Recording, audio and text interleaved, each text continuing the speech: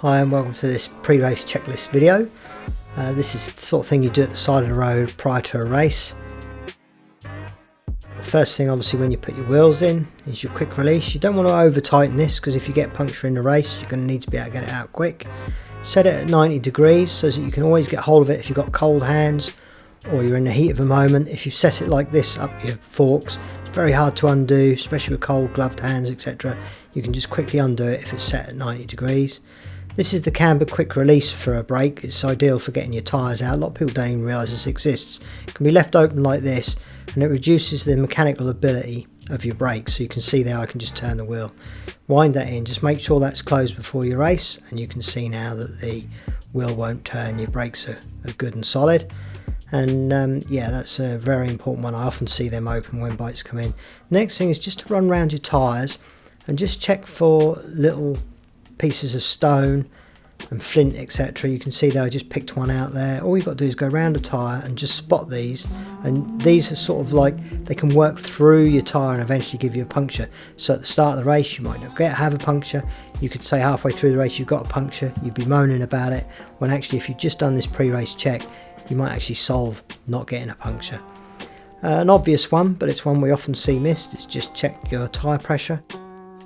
Always set your tyres to your race pressure, whatever that be, and make sure prior to the race you take a pump with you because that will go down in an hour on a journey to a race.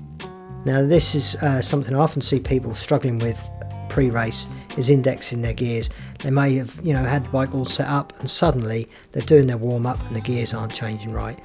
So it's quick and easy. Drop it into the smallest gear you've got, wind the thumb adjuster fully home, so that's clockwise, so it's fully home. Then just click one gear on your shifter, so it would effectively go up one, as you can see me pointing there, and just turn that thumb screw in an anti-clockwise direction until it actually changes that one gear. So you can see it's beginning to try there, and bang, it goes in. That's your indexing done. It will now go through every gear smoothly. If it doesn't, there may be another issue other than indexing, but that's a quick and easy way of just indexing your gears prior to a race if they're not quite set up right. You can see we've got perfect shift in there. Now the other thing you need to do is also check your brakes.